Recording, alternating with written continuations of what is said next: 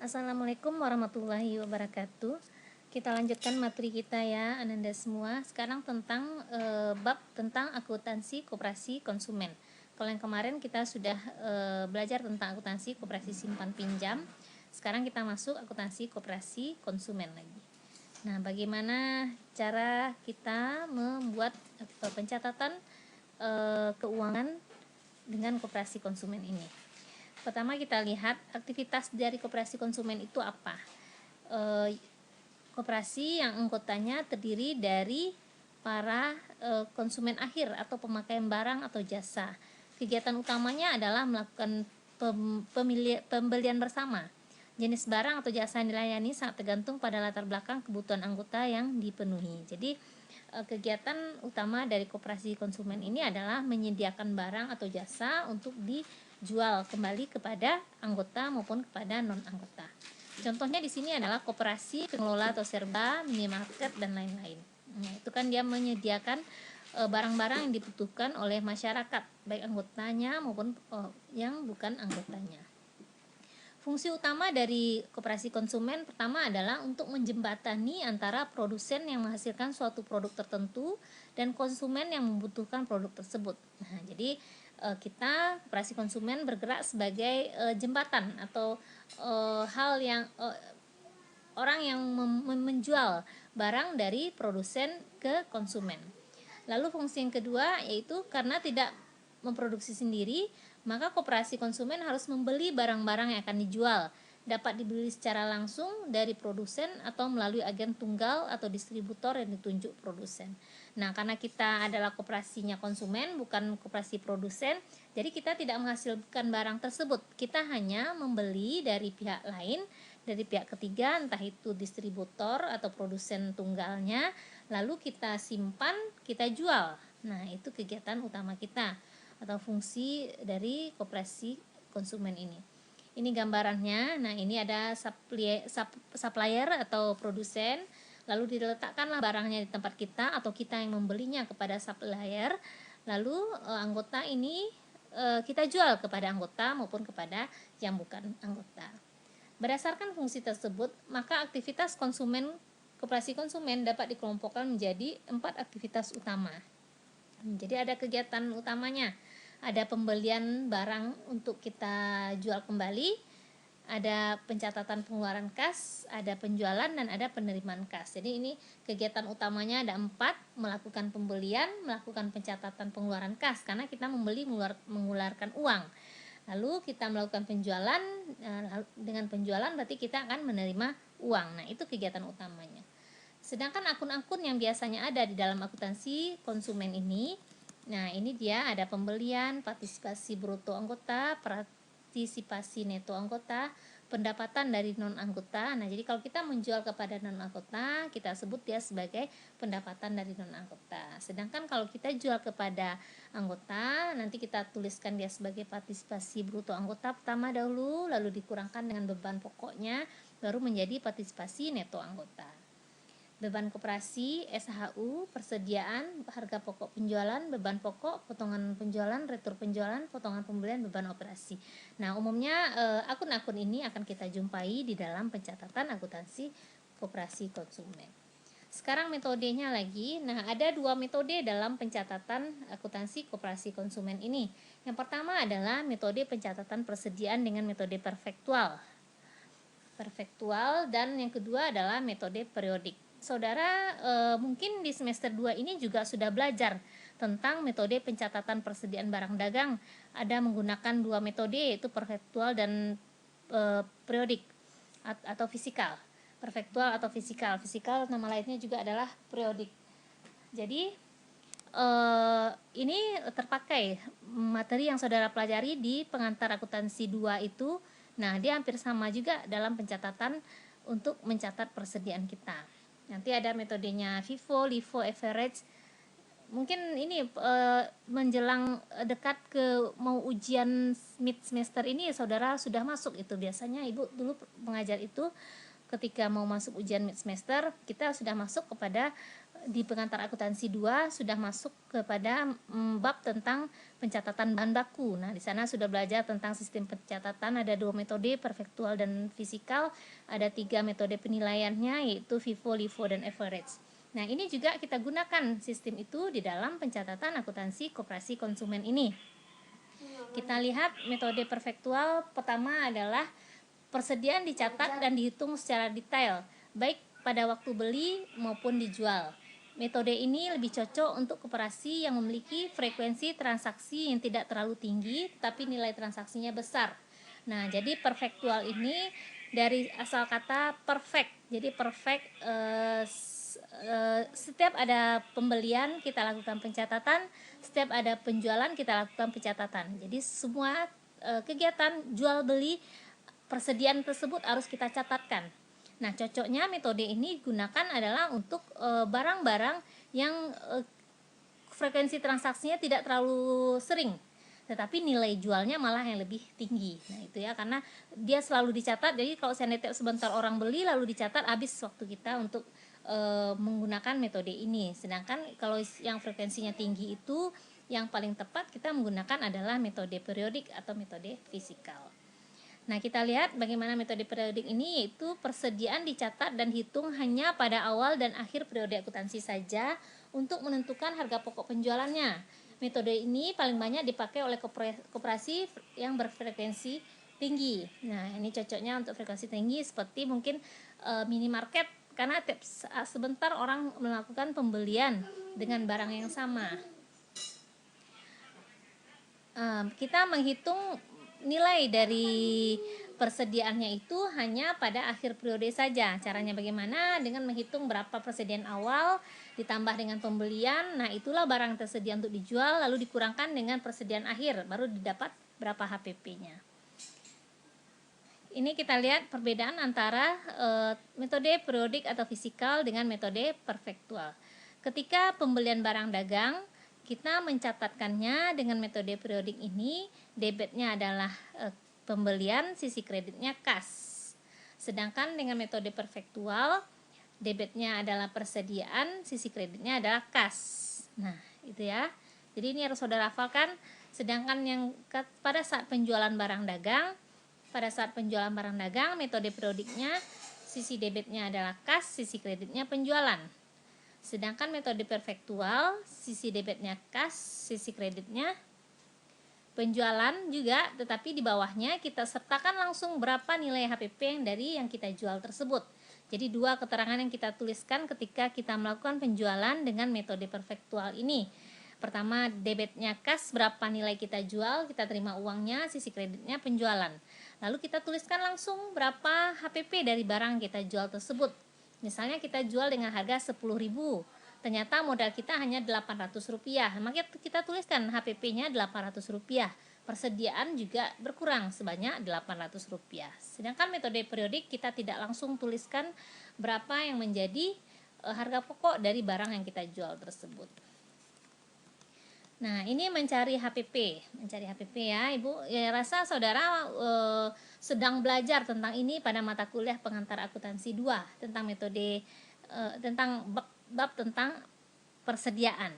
Nah, mencari HPP itu caranya adalah pertama sekali kita letakkan paling atas, yaitu persediaan barang dagang awal. Jadi berapa nilai tanggal 1 Januari? Apakah kita sudah memiliki persediaan di awal? Maka kita tuliskan persediaan awal. Lalu kita tambahkan dengan pembelian. Tambahkan dengan semua pembelian yang terjadi. Mungkin kita mau menghitung dalam 1 tahun atau 1 bulan, anggaplah 1 bulan, kita hitung semua pembelian dalam 1 bulan. Lalu kalau seandainya ada potongan pembelian, ada retur pembelian, kita kurangkan yang pembelian tersebut dengan potongan dan retur ini. Maka didapatlah nilai bersih dari pembelian tersebut. Ya, jadi antara persediaan awal ditambah dengan semua total pembelian, nah itulah barang yang tersedia untuk kita jual. Total persediaan untuk kita jual. Jadi kalau seandainya kita memiliki persediaan tanggal 1 Januari itu sebanyak 5. Nah, dari tanggal 1 Januari hingga tanggal 31 Januari kita melakukan pembelian sebanyak 20. tidak ada potongan pembelian, tidak ada retur pembelian. Maka barang yang akan kita jual dalam 1 bulan itu adalah 5 ditambah 20. Ya, dapatnya adalah 25. Maka 25 itulah barang yang kita jual, yang tersedia untuk dijual selama bulan Januari tersebut. Nah, kalau seandainya kita pada tanggal 31 Januari kita melakukan pemeriksaan check of name langsung ke gudang, ternyata barang yang 25 itu yang tertinggal lagi hanya adalah 10. Persediaan akhir kita ketahui nilainya hanya tinggal 10. Tadi awalnya kita memiliki tanggal 1 Januari 5, lalu kita melakukan pembelian sebanyak 20, dapatnya semua barang yang akan kita jual adalah 25.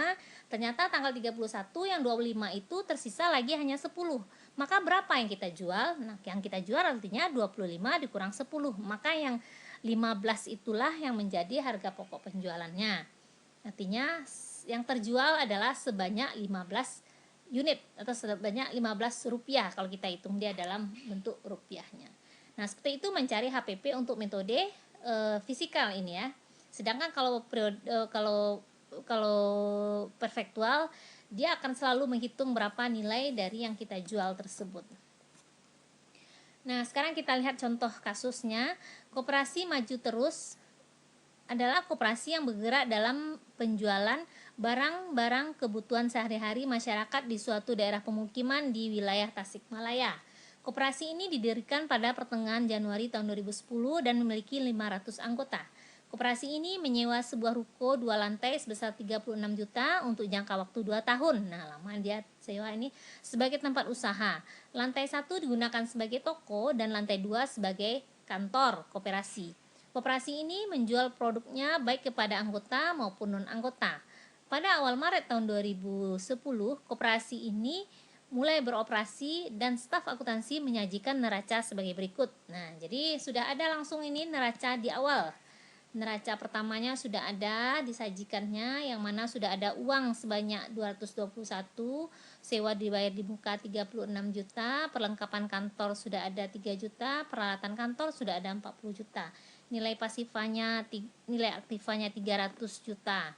Lalu nilai pasifanya sudah ada simpanan pokok 250 juta dan simpanan wajib 50 juta. Pasifa dengan aktiva sama-sama 300 juta. Nah, sekarang kita lihat transaksi yang terjadi setelah itu. Setelah kita memiliki neraca, kita ada memiliki kegiatan transaksi selama bulan Maret tersebut. Tanggal 5 bulan 3, Koperasi Maju Terus membeli barang dagangan sebagai jenis kebutuhan sehari-hari senilai 140 juta, yang mana 85 jutanya dibayar tunai dan sisanya akan dibayar dalam waktu 2 bulan. Jadi separuhnya tunai, separuhnya selisih. Sebagiannya tunai dan sebagian lagi kredit atau utang dagang atau utang usaha. Tanggal 5 bulan 3, Koperasi menjual barang dagangannya berbagai jenis kebutuhan sehari kepada anggota senilai 96 juta. Dari total penjualan tersebut, 41 jutanya dibayar tunai dan sisanya belum dibayar pembeli. Koperasi menetapkan harga pokok penjualan sebesar 85% dari harga jual. Nah, ini kita menjual sebanyak 96 juta yang dibayar tunai oleh anggota kepada kita 41, sisanya dia bayar secara kredit. Dari 96 juta ini HPP-nya sudah ditentukan, harga pokok dari barang itu adalah 85%. Jadi 96 ini sudah harga jual, sudah masuk dapat untung kita di dalamnya.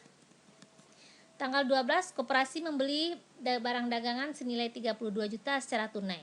Tanggal 15, Koperasi membayar sebagian utang usahanya 15 juta. Nah, tadi kita akan berutang ini di tanggal 5, sekarang kita bayar 15 juta. Tanggal 20, Koperasi menjual barang dagangannya kepada masyarakat umum non anggota senilai 72 juta secara tunai. Nah, ini dijual kepada masyarakat umum, bukan kepada anggota. Koperasi menetapkan harga pokok penjualan 85% dari harga jual. Jadi dia juga sama penetapan harga pokoknya 85% dari harga jual. Jadi kita cari berapa nilainya 85% dari harga jual ini, itulah yang menjadi harga pokoknya. Tanggal 29, Koperasi membayar listrik air 1.300.000 secara tunai. Tanggal 30, Koperasi membayar gaji karyawan, gaji pegawai sebesar 2.400.000 dan gaji pengurus sebesar 2 juta secara tunai. Nah, berdasarkan kegiatan transaksi tersebut dan juga berdasarkan neraca yang sudah ada di atas tadi, maka kita buatkan jurnal umumnya. Dengan metode yang pertama kita coba adalah metode perfektual. Nah, seperti ini cara pencatatannya. Tanggal 5 tadi kita melakukan pembelian barang dagang, maka kita tuliskan persediaan. Kalau perfektual dia tulis persediaan. Kenapa kita tulis itu? Karena seperti itu kan metode yang nah ini perfektual ini dia persediaan. Sebentar ya. Persediaan dan kas untuk sisi kreditnya kalau dia tunai atau seandainya dia kredit maka utang dagang. Lalu kita buatkan di bawah, kalau seandainya dia penjualan maka kas di debit, sisi kreditnya penjualan, atau piutang usaha dengan penjualan kalau dia kita jual secara kredit. Nah, di bawahnya kita tuliskan berapa harga pokok yang barang yang kita jual tersebut. Kita lihat pertama neraca jurnal umumnya, debitnya persediaan 140 juta, sisi kreditnya karena dibayar tunai 85 dan selisihnya dibayar secara kredit, maka utang usahanya sebanyak 55. Tanggal 10 dia melakukan penjualan kepada anggota, tunainya 41.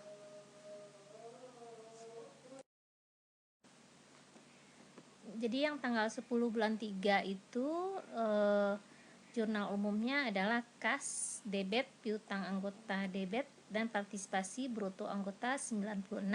Kenapa seperti itu? Karena ini penjualan kepada anggota. Nilai penjualannya adalah 96 juta. Yang mana 96 juta itu 41-nya dibayar tunai dan sisanya dibayar kredit. Maka seperti itu jurnalnya ya. Itu transaksi tanggal 10. Ini dia, koperasi menjual barang dagangan sebagai jenis kebutuhan sehari-hari kepada anggota senilai 96. Dari total penjualan tersebut 41 dibayar tunai dan sisanya belum dibayar pembeli. Koperasi menetapkan harga pokok penjualan sebesar 85% dari harga jual. Nah, jadi yang 96 ini adalah harga jualnya.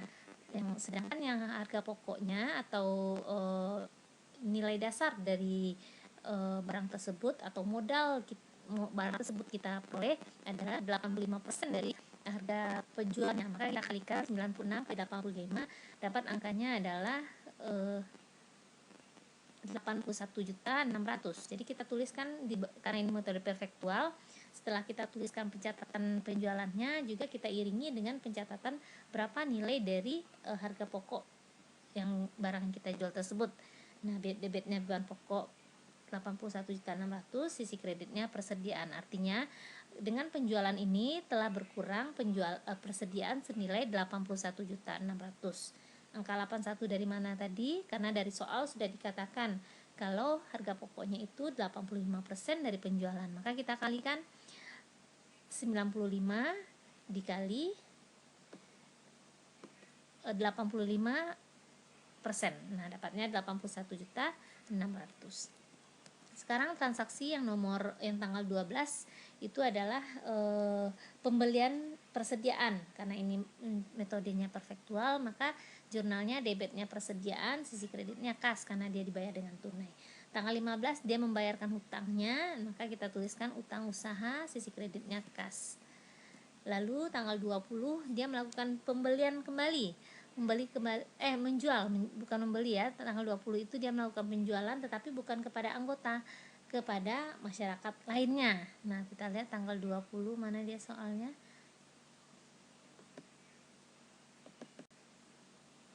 Nah, ini dia koperasi menjual barang dagangannya kepada masyarakat non anggota senilai 72 secara tunai. Koperasi menekankan harga pokok penjualannya 85% dari harga jual. Jadi sama sepertinya ini untuk anggota koperasi dia menaikkan harga jualnya 80, dia menaikkan 15% harga pokoknya, karena harga pokoknya adalah 85.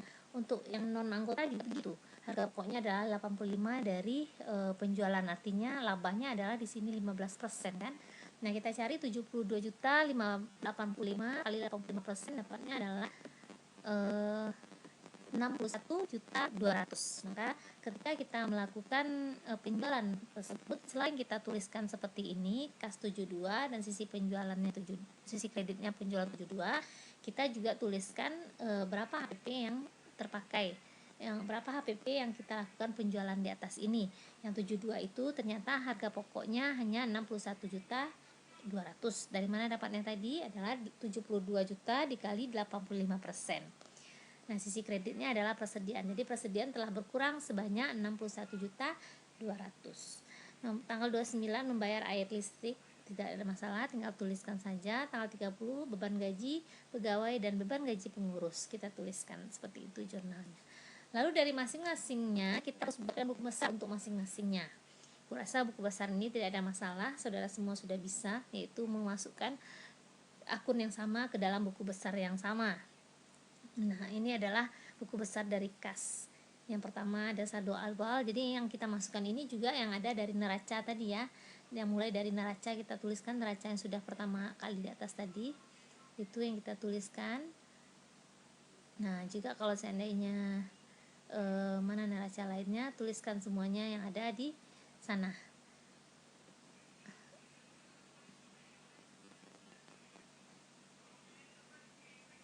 Nah, ini dia saldo awal. Lalu ini adalah pembelian barang tunai, ini adalah penjualan,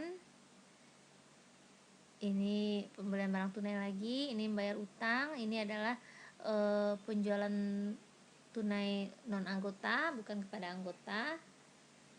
Nah, ini bayar listrik, air, dan ini adalah beban gaji dan beban pengurus. Jadi yang semua berhubungan dengan kas kita masukkan ke dalam buku besar kasnya ya. Jadi itu buku besar kas. Selanjutnya lagi adalah buku besar piutang anggota. Nah, karena piutang anggota tadi ada di dalam catatan kita, maka tuliskan juga buku besar piutang anggota 50 mana tadi. Nah, ini dia. Piutang anggota 55. Ini adalah penjualan kepada anggota tapi belum dibayarnya. Yang pertama tadi ya, tanggal 10 bulan 3 tadi. Ini adalah buku besar dari persediaan. Jadi mulai dari kita melakukan belian, kita catatkan. Nah, HPP ini adalah harga pokok dari penjualan kita yang pertama. Nah, lalu sisanya 58.400. Nah, ada pembelian lagi di sisi debit, lalu ada penjualan lagi, kita tuliskan harga pokok dari penjualan kita yang kedua. Nah, selanjutnya sewa dibayar muka, ya juga kita tuliskan, perlengkapan kantor kita tuliskan, peralatan kantor kita tuliskan, walaupun yang ada di dalam neraca awal tadi semua kita tuliskan kembali buku besarnya. Buku besar Ibu rasa tidak ada masalah, kita hanya mencari angka akhir dari masing-masing akun itu. Setelah dapat angkanya baru kita tuliskan neraca saldonya. Nah, ini neraca saldonya, ini kas yang telah kita uraikan sampai akhirnya dapat angkanya segini, piutang juga segini, persediaan sampai seterusnya. Sudah angka yang akhir di sini ya, sudah menjadi neraca saldo dia. Nah, setelah itu walaupun kita belum buatkan jurnal penyesuaiannya, kita juga sudah bisa menghitung berapa laba kita atau perhitungan hasil usaha kita. Caranya bagaimana? Itu sama seperti kita membuatkan laporan rugi. Kita tuliskan di atasnya ini partisipasi anggota, partisipasi brutonya adalah 896. Nah, tadi kita melakukan penjualan 96 juta. Yang mana beban pokoknya adalah 81.600. Maksudnya 96 ini harga jual, sedangkan modal kita harga pokok dari barang kita jual kepada anggota itu 81.600. Maka selisihnya adalah ini disebut dengan partisipasi neto anggota. Lalu kita mencatat lagi penjualan kepada yang bukan anggota, nilainya 72. Dari 72 juta itu 61.200 lah yang menjadi harga pokoknya atau modal dari yang kita jual ini. Jual kan kita sudah ada untung di dalamnya, sedangkan ini adalah modal kita saat mendapatkan barang tersebut, harga pokoknya istilah akuntansinya ya. Nah, dapat angkanya 10.800.000 kita tambahkan. Nah, inilah sisa hasil usaha kotor kita atau laba kotornya. Laba kotornya 25.200.000. Belum selesai sisa hasil usaha karena beban-beban lainnya belum kita hitung, maka kita hitung sekarang lagi. Ada namanya beban gaji pegawai, beban gaji pengurus, beban listrik dan air. Dapat angkanya lalu kurangkan. Nah, inilah sisa hasil usaha bersihnya 19.200.000. Itu metode perfektual. Sekarang metode periodik atau fisikal. Metode periodik tidak mengharuskan adanya kartu stok atau kartu persediaan, tetapi cukup melakukan perhitungan fisik barang dagangan yang ada di gudang pada akhir periode akuntansi ketika akan menyusun laporan keuangan.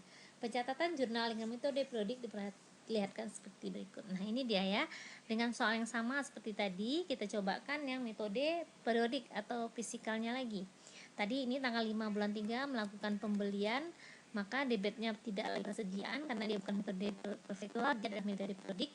Maka debitnya adalah pembelian 110 dibayar tunai, maka kas kredit 85, di sisanya utang usaha 55. Yang tanggal 10 melakukan penjualan kepada anggota. Nah, ini dia jurnalnya. Debitnya kas 41 karena dibayarnya 41, sisanya masih utang mereka. Itu menjadi utang dari kita. Sisi kreditnya adalah partisipasi bruto anggota. Lalu tanggal 12 melakukan pembelian bahan baku, cukup kita tulis pembelian, sisi kreditnya kas, bukan persediaan tapi pembelian. Tanggal 15 kita membayar utang kita, debitnya sama seperti yang tadi, jurnalnya sama seperti yang tadi. Tanggal 20 kita melakukan penjualan kepada non anggota senilai 72, kita tuliskan debitnya kas, sisi kreditnya penjualan. Jadi tidak ada kita tuliskan berapa HPP-nya di sini. Tidak seperti metode periodik tadi dituliskannya HPP-nya masing-masing ketika kita melakukan penjualan. Di metode fisikal ini tidak, cukup tuliskan berapa yang diterimanya, berapa nilai jualnya. Nah, lalu ini beban listrik, debit, sisi kredit, kas. Tanggal terakhir beban gaji, beban pengurus, dan kas. Nah, itu adalah neraca saldo. Lalu kita buatkan juga jurnal buku besarnya. Dia ada perbedaan sedikit nih, maka kita harus ulang kembali membuat buku besar masing-masingnya. Nah, kalau sudah selesai, kita buatkan neraca saldonya lagi. Nah, angkanya sama seperti yang tadi, cuma angka totalnya maksudnya ya. Cuma ada beberapa perbedaan di sini. Ada akun-akun yang hilang, tidak sama seperti yang di neraca saldo sebelumnya. Di sini tidak ada kata-kata persediaan, sedangkan yang tadi di sana ada persediaan. Lalu di sini ada pembelian 172 nilainya ya. Nah, lalu apa lagi yang bedanya? Kita lihat di sini dari ya di sini ada persediaan tidak ada, tapi itu terjadi dengan penjualan ataupun totalnya harus sama. Nah, sebelum kita masuk ke laporan perhitungan usaha, kita lihat catatan kaki di bawah ini dahulu. Dari hasil perhitungan fisik atau stock of name, barang dagangan yang ada di toko koperasi maju terus pada akhir Maret tahun 2010 diketahui nilai persediaannya itu adalah 29.200. Nah, dari mana angka itu? Nanti dari soal diberitahu itu, tapi saudara harus tahu juga dari mana angka 29.200 itu. Walaupun angka itu sama seperti yang kita dapatkan di metode perfektual tadi, tapi kita harus tahu juga ini itu dari mana datangnya. Datangnya dari sini. Kita melakukan pembelian tanggal 5 140 juta. Lalu kita melakukan pembelian kembali tanggal 12 32 juta. Kita tambahkan, maka pembelian kita semuanya barang yang tersedia adalah 172. Nah, kalau kita melakukan penjualan yang 172 itu kita jual dia masing-masing di tanggal 10 dan tanggal 20. Maka ada penjualannya adalah 142.800. Maka yang tersisa lagi adalah kita kurangkan berapa yang persediaan pertama tadi dikurang dengan penjualan. Nah, kalau persediaan pertama itu maksudnya adalah ada persediaan awal, ada total pembelian. Kalau tidak ada persediaan awal, maka total pembelian itu yang kita sebut dengan kegiatan pembelian dikurang dengan penjualan tersebut. Dapatlah dia 29.200. Angka itu sama seperti yang ada di dalam perfektual tadi. Nah, lalu kita buatkan lagi laporan hasil usahanya. Ini laporan hasil usahanya. Sampai sini ada penjualan dan partisipasi bruto anggota. Langsung tuliskan ini partisipasi bruto anggota, lalu penjualannya pada non anggota ini 72. Maka total pendapatan adalah 168. Nah, lalu selanjutnya ini adalah perhitungan HP-nya. Lalu kita hitung HP-nya di dalam perhitungan hasil usaha. Kita lihat rumusnya tadi adalah persediaan awal ditambah pembelian. Nah, ini persediaan awalnya tidak ada, 0. Total pembeliannya semuanya adalah 172. Kurang dengan 29.200. 29.200 dari mana tadi? Kan sudah diterangkan yang di atas tadi. Selain juga sudah diberitahu, datanya dari mana? Itu semua pembelian kita jumlahkan, lalu semua penjualan juga kita jumlahkan. Kita cari selisihnya antara penjualan dengan pembelian. Dapatlah angkanya 29.200. Lalu dikurangkan 172 dikurang 29.200, dapatlah dia 142.800. Ini sudah menjadi pendapatan total. Ini sudah kita hitung semua beban, bukan semua beban, menghitung harga pokoknya dahulu. Maka hasil usaha kotornya adalah 25.200.000. Itu hasil pengurangan dari 168 kurang 142.800. Dapat dia 25.200.000. Nah, yang 25.200.000 ini dia terbagi lagi. Ada yang namanya partisipasi neto anggota dan ada yang namanya sisa hasil usaha kotor non anggota. Yang 25.200.000 ini kita bagi-bagi menjadi partisipasi neto anggota 14, menjadi SHU kotor 10.836. Dari mana dapatnya? Nah, dari sini ya. Ini ada perinciannya. Penjualan dilakukan koperasi selama bulan Maret, yaitu penjualan 168, yang terdiri dari penjualan kepada anggota 96 dan penjualan kepada non anggota 72. Maka kita cari berapa persen yang bisa kita serahkan kepada anggota kembali, berapa persen labanya itu kita bagikan kepada bukan anggota. Nah, persentasenya bagaimana?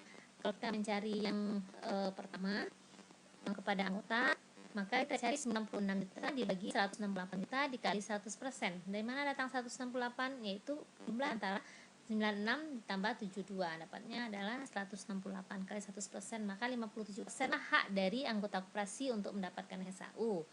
Kalau untuk non koperasi 72% dikali 168 kali 100, maka sebanyak 43% lah hak dari anggota yang bukan anggota ya, masyarakat yang bukan anggota koperasi untuk mendapatkan sisa hasil usaha, karena tadinya dia sudah belanja di sana, maka dia pun berhak untuk mendapatkan SHU-nya.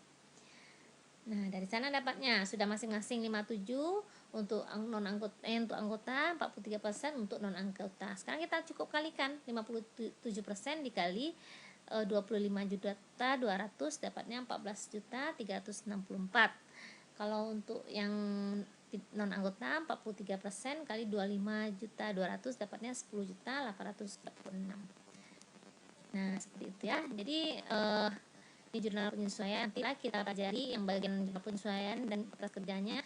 Yang ibarat dahulu pertama saudara bisa memahami pencatatan pembuatan buku jurnal umum, buku dan buku besar dari masing-masing metode fisikal, metode perfektual, metode periodik atau metode fisikal dengan metode perfektual. Oke Ananda, kalau ada yang ragu silahkan tanya, boleh japri, boleh tanya langsung kepada ibu. Sekian, terima kasih. Assalamualaikum warahmatullahi wabarakatuh.